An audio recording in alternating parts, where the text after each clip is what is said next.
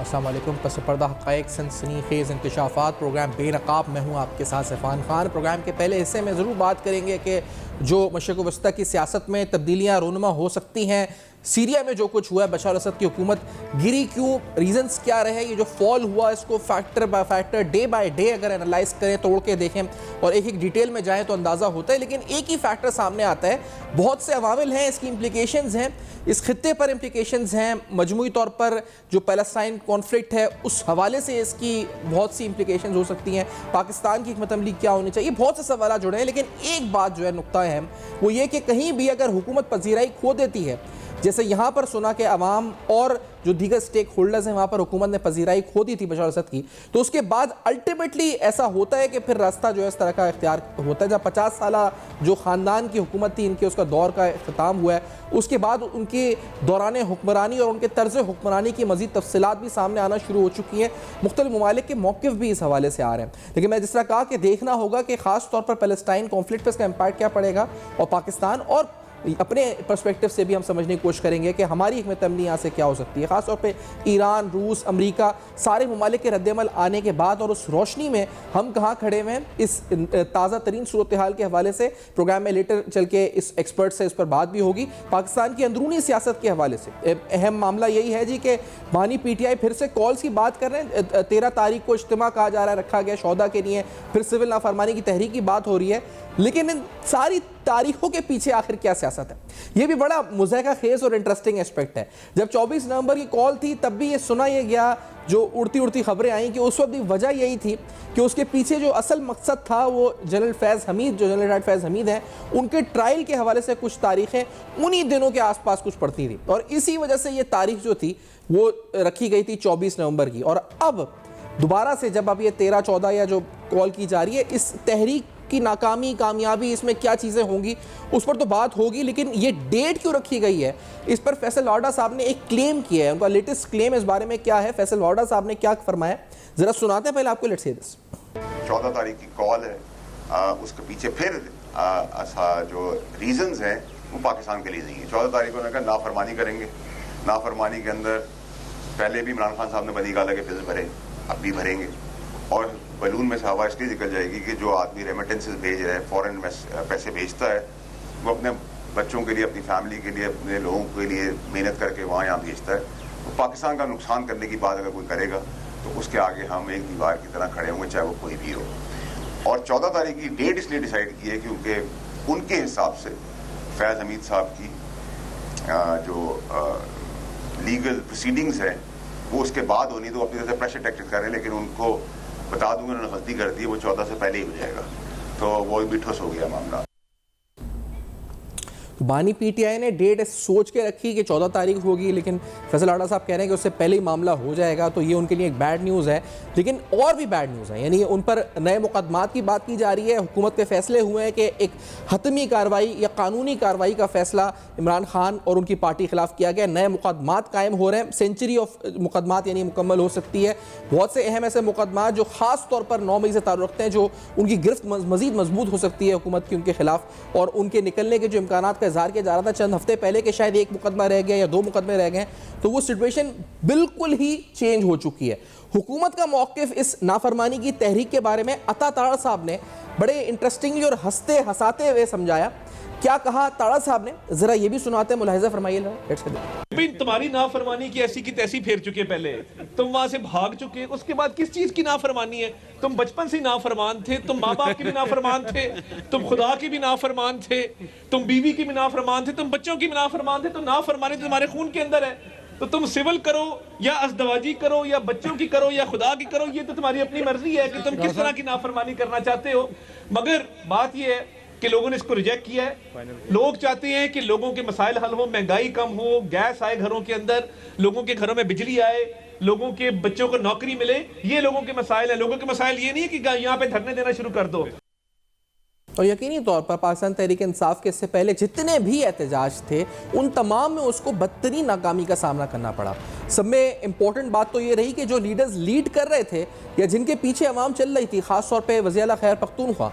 وہی موقع سے فرار ہوئے, اور ایک نہیں دو نہیں بلکہ 3 بار یہ بار بار ہوا. کہیں وہ موقع پر یعنی وقت پر پہنچ نہیں سکے, اور اسی طرح جلسے سے پہلے کہیں اور ہی انہوں نے روک کر, جیسے لاہور میں ہوا کہ انہوں نے پہلے کہا کہ میں پہنچ گیا اور وہیں سے وہ واپس چل دیے. کہیں وہ ڈی چوک پہنچنے سے پہلے وہاں سے فرار ہو گئے چائے کا کہہ کر, نماز پڑھنے کہہ کر, اور پھر غائب ہوئے تو کئی گھنٹوں کے بعد وہ کہیں اور سے اس وقت برآمد ہوئے. انہوں نے اسمبلی کے اندر آ کے خطاب کیا.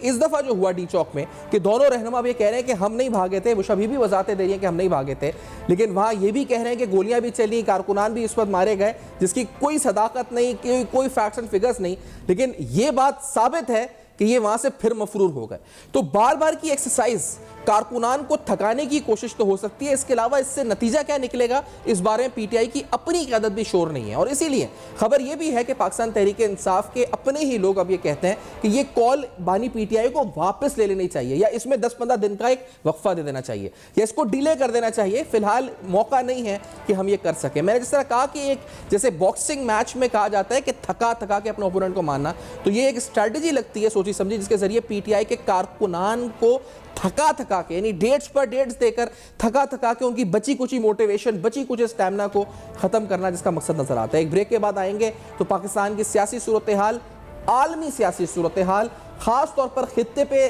جو سیریا کے اس وقت حکومت کی تبدیلی ممکنہ ہوگی اور جو وہاں پہ حکومت کا فال ہوا ہے اس کے اثرات کیا ہوں گے, تفصیلاً اس پر گفتگو ہوگی. ایک بریک کے بعد بے نقاب میں ہمارے ساتھ رہے گا. Welcome back. آپ دیکھ رہے ہیں بے نقاب, اور بے نقاب میں کچھ اہم ترین سوالات پاکستان میں مجموعی سیاست, اندرونی طور پر اور بیرونی طور پر جو بڑے ایونٹس ہوئے ہیں خاص طور پہ سیریا میں, اس پر پروگرام کا آغاز کرتے ہیں. ہمارے ساتھ ڈاکٹر جمیل احمد خان صاحب پروگرام میں ساتھ موجود ہیں, سابق سفیر ہیں, بین الاقوامی امور پر گہری نظر رکھتے ہیں, اندرونی سیاست پر بھی. ڈاکٹر صاحب بہت شکریہ, آپ نے وقت دیا, پروگرام میں جوائن کیا. محمود مولوی صاحب پروگرام میں ساتھ موجود ہیں, سینئر سیاستدان ہیں, دونوں خوش آمدید کہتے ہوئے. جمیل صاحب آپ فرمائیے گا کہ یہ جو بشار اسد کے ساتھ ہوا, عوامل کیا تھے اس پورے فال کو اگر آپ ڈیفائن کریں, what was the main reason, and اگر اس کی ٹائم لائن کے ساتھ بیان کریں تو کس طرح سے یہ سب کچھ ہوا وقوع پذیر؟ جمیل صاحب. یہ وہی کچھ ہوا جو اس سے پہلے ہوتا آیا ہے 1948 میں, اس کے بعد 1956 میں جب سویس کنال کی جنگ چھڑی, اس کے بعد 1967 میں جب قابض ہو گیا اسرائیل بہت ساری سرزمین پر فلسطین کے اور گولان ہائٹ سیریا کے, اس کے بعد 1973 میں یوم کبر, اس کے بعد 1982 میں, اور پھر یہ اس کا مطلب بتانے کا کیا ہے آپ کو کہ ہر مرتبہ جب اسرائیل کوئی نہ کوئی اس قسم کی حرکت کرتا ہے اپنے اٹیک کی اور زمین کو ہتھیانے کی, تو اس کے ساتھ ساتھ اپنی اسٹریٹجی کو بھی بڑھاتا ہے, اور اس کا سرا جا کے ملتا ہے تاریخ سے, اور تاریخ بھی بڑی پرانی 1857 سے جب زائنزم کی بنیاد رکھی گئی, اور ساتھ میں اس کی بنیاد رکھنے کے ساتھ ساتھ یہ طے کیا گیا کہ ایک وطن بنایا جائے گا اسرائیل کے اس کے یوز کے لیے, اور اس کے بعد اس کو گریٹر اسرائیل جو کہ پرومسڈ لینڈ ہے, جو کہ خدا نے ان کے لیے پرومس کیا ہوا ہے کہ ساری زمین آپ کی ہے. تو اس میں اب آ جاتے ہیں کہ یہ کیا ہوا. دیکھیں پچھلے 13 دن میں جس تیزی سے یہ ریبل فورسز یعنی جن کو اپوزیشن فورسز آپ کہیں, جس تیزی سے وہ آگے بڑھنا شروع ہوئے, 13 سال میں اتنا نہ کر سکے جو پچھلے 13 دنوں میں ہوا. کچھ اس طرح کہ اسرائیل نے پہلے نیوٹرلائز کیا, یعنی کہ جنگی قوت کو ختم کیا, لوگوں کو مار کر کے حماس کی اور پوری فلسطین میں غزہ میں وہ جو ایک ظلم و تعدی اور پوری جینوسائیڈ اور ہولوکاسٹ کیا. اس کے بعد لبنان پہ آ گئے, لبنان میں حزب اللہ کا انہوں نے بار کے برکس نکال دیا, اور اس کے بعد پھر آ گئے عراق کے ملیشیا جو سیریا میں موجود تھے, حزب اللہ بھی سیریا میں موجود تھے, حافظ اسد کی فوجوں کے ساتھ مل کے جب بھی یہ آگے بڑھنے کی کوشش کرتے تھے اپوزیشن جنگجو, تو ان کو دھکیل دیتے تھے, اور رشیا کی اس پر ان کو سپورٹ حاصل تھی ایئر کی. رشیا ہر مہینے تقریباً 11 سے 1400 سارٹیز کے تحت بمبارڈمنٹ کیا کرتا تھا اگر کوئی آگے بڑھنے کی کوشش کرتا تھا دمشق کی طرف. تو اس طرح بچت رہی. اب رشیا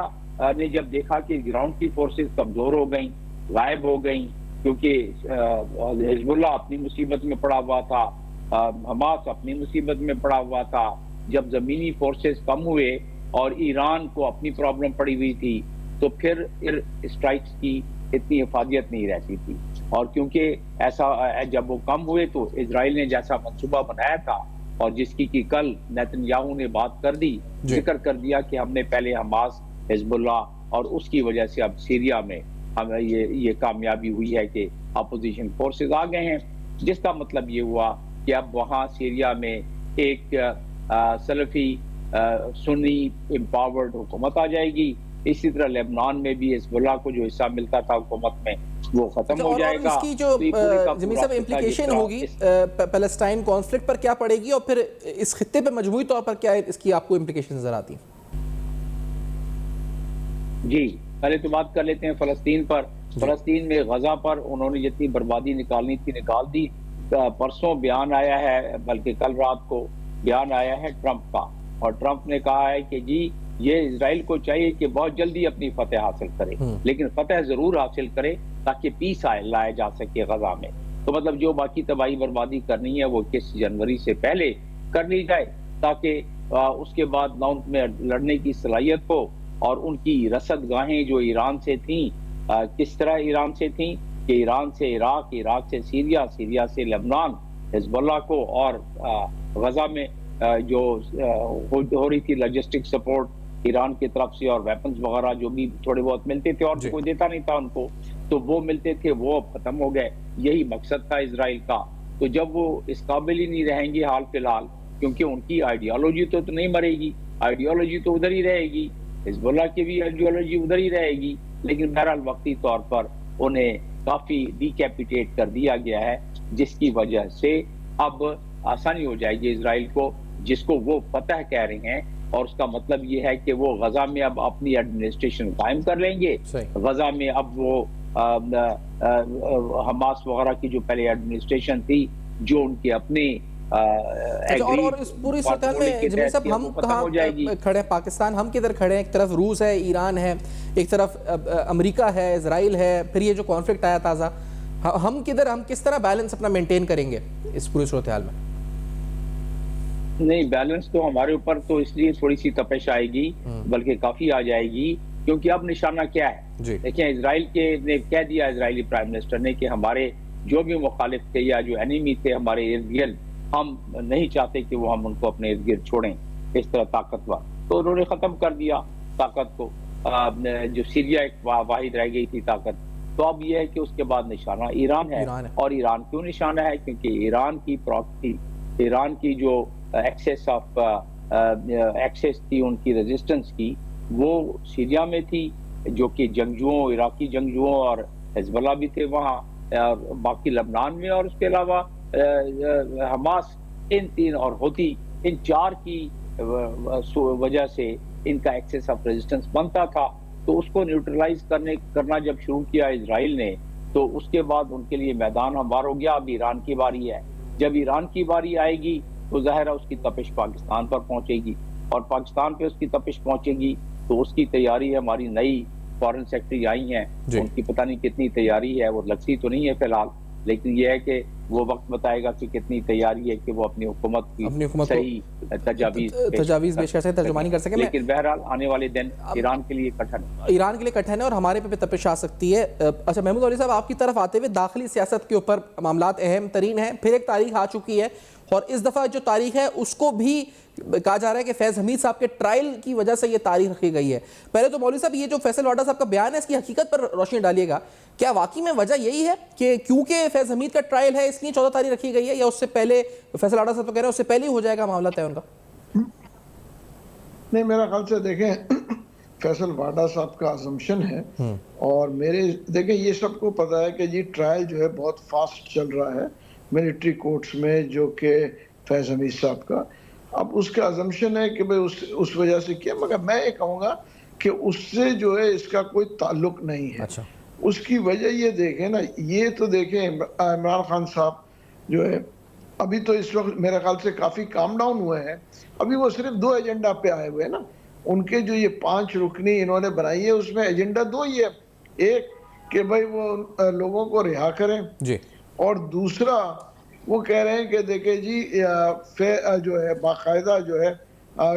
بنا دیا جائے، کمیٹی بنا دی جائے ججز کی، ٹھیک ہے نا، 9 مئی اور اس کے واقعے کے لیے.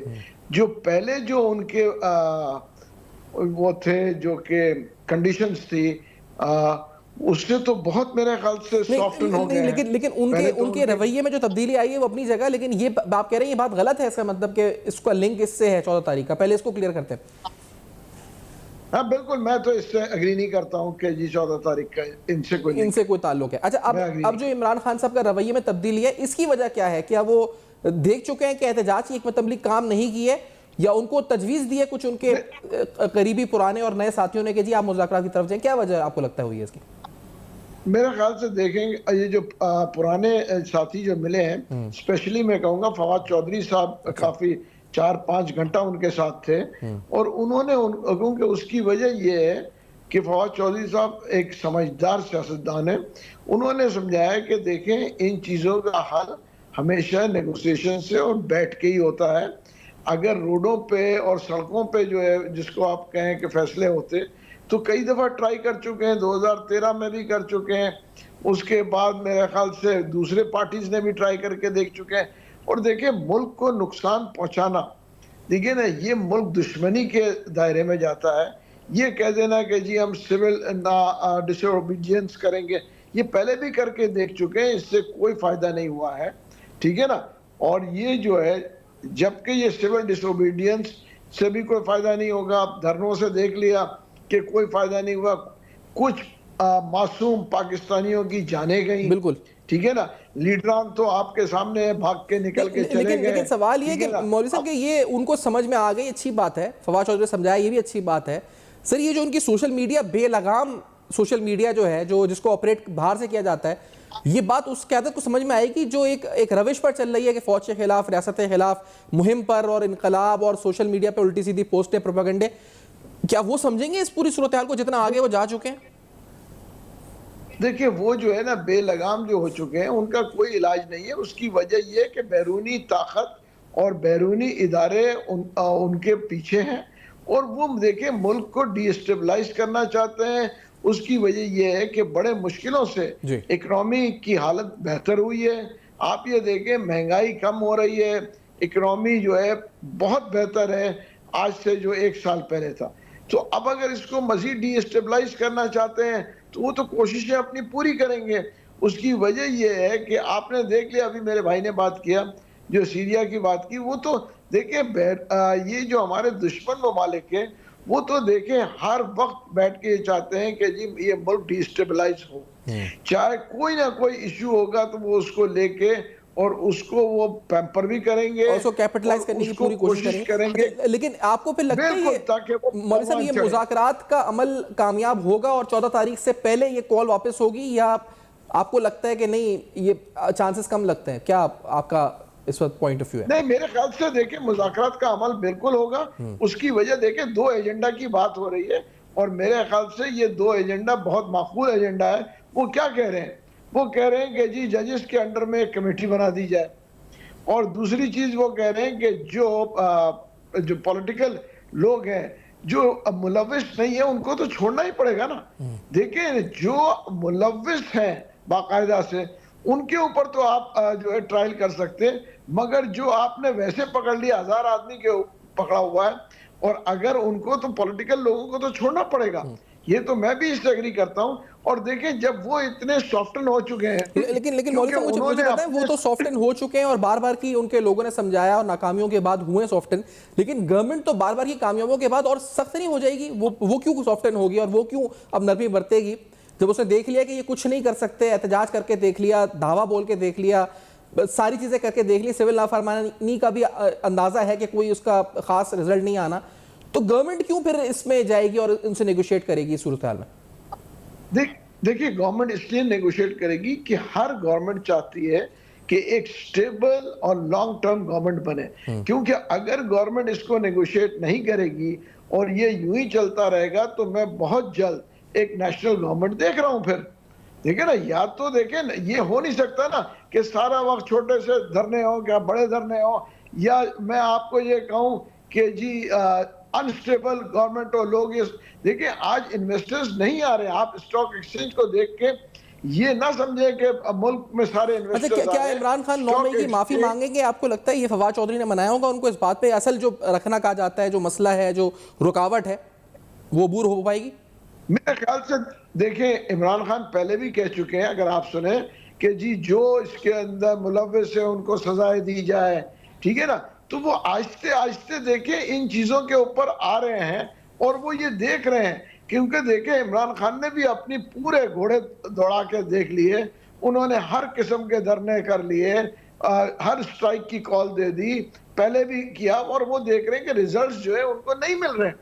اور دیکھیں ٹائم بہت کم ہے, ٹائم شارٹ جا رہا ہے, ان کی پارٹی کے اندر رفٹ کھڑے ہو گئے ہیں, ان کی بیگم صاحب میں اور دوسرے پولیٹیکل لیڈرز میں کافی ڈیفرنسز کھڑے ہوئے ہیں, اور لوگ جو ہے ان کی بیگم صاحب کو ایکسپٹ نہیں کر رہے, ڈیفرنسز آف اوپینین آ چکے ہیں. مطلب اس میں کوئی دو رائے نہیں ہے, کسی سے بھی آپ پوچھ لیں, ہر جگہ سندھ کے اندر دو پارٹی چل رہی ہے پی ٹی آئی کی, ایک علیم عادل شیخ صاحب چلا رہے ہیں, ایک فردوس نقوی صاحب چلا رہے ہیں. تو پنجاب میں آپ دیکھیں, کے پی کے میں آپ دیکھیں, تو عمران خان صاحب یہ بھی تو سوچ رہے ہیں نا کہ دیکھیں اگر یہ پارٹی اس طریقے سے دو دو تین تین پارٹیاں بنے گی تو پھر آگے جا کے کیا ہوگا. اچھا, یہ جو نیشنل گورنمنٹ والی بات ہے, جمیل صاحب آپ کی طرف بھی آتے ہوئے, کیا واقعی میں اگر یہ حکومت نہیں آتی مذاکرات کی طرف یا یہ معاملات آگے نہیں بڑھتے, تو آپ کو do you also foresee a national government, Jameel صاحب, کیا آپ کو بھی لگتا ہے ایسے حالات ہو سکتے ہیں؟ کوئی ملک کسی لمبو میں زیادہ عرصہ نہیں رہ سکتا. اچھا, آپ اگر یہی تذبذب اور یہی انسٹیبلٹی رہی تو پھر چوائس کیا رہ جائے گی؟ یا تو نئے الیکشن کرائے جائیں فوری طور پر, یا نیشنل گورنمنٹ تو خیر آٹومیٹکلی کیئر ٹیکر گورنمنٹ بن جائے گی اگر نئے الیکشن کرائے جائیں. نئے الیکشن تو معلوم نہیں ہوتے ہیں کیونکہ وہ تجربات بقول ان کے جو لیکن جمیل صاحب میں معذرت کے ساتھ ایک سوال یہاں پہ پوچھنا چاہوں گا کہ یہ ریسنٹلی جو آرمی چیف کی سٹیٹمنٹ آئی تھی, پاکستان کی معاشی استحکام, معاشی ترقی کی, اور انہوں نے ایک طرح سے پورا اکنامک اسکور کارڈ جو رکھا تھا, تو اس سے تو صاف لگ رہا تھا کہ تعریف کی ہے پوری معاشی صورتحال کی. کس بنیاد پہ نیشنل گورنمنٹ قائم ہوگی؟ کہ معاشی پرفارمنس اچھی ہے, اکنامک انڈیکیٹرز بہتر ہوئے, اسٹاک مارکیٹ امپروو ہوئی, انفلیشن کے نمبرز اچھے ہوئے, کرنٹ اکاؤنٹ سرپلس میں گیا, فسکل ڈیفیسٹ میں کمی آئی, آئی ایم ایف پروگرام پٹری پر چڑھ گئے اور بہتری سے طرف جا رہے ہیں. تو یہ کوئی ایک وجہ ہوگی نا جی کہ ہاں یہ اس وجہ سے ہم یہ گورنمنٹ نہیں رہے گی, کیا وجہ آپ کو لگتا ہوگی؟ اگر ان فگرز کو دیکھ کر یہ محسوس ہوتا ہے کہ ملک ترقی کی طرف گامزن ہو گیا ہے تو بڑی اچھی بات ہے. اسٹیبلٹی آئی ہے, مطلب معاشی اعداد و شمار میں اسٹیبلٹی آئی ہے. اس کے بہت سارے محرکات ہیں, وہ بھی میں گنوا دیتا ہوں آپ کو. تو ٹھیک ہے, اگر آپ کمپیئر کریں کہ پچھلے سال کیا تھا, 29% انفلیشن چل رہی تھی, اور اب آپ کی انفلیشن جہاں ہے 9% اور بلکہ سنگل پہ اس میں اور زیادہ کمی آ گئی ہے, 5 کے قریب آنے والی ہے. تو وہ اگر دیکھیں تو اس میں تو بہرحال فرق پڑا ہے, لیکن اس میں تجزیہ نگار اور اکانومسٹ کہتے ہیں کہ بھئی آپ کی قوت خرید بھی تو کم ہوئی ہے نا, اور آپ کے امپورٹ کی مشینریز وغیرہ جو ہے اس میں بھی کم ہوئے,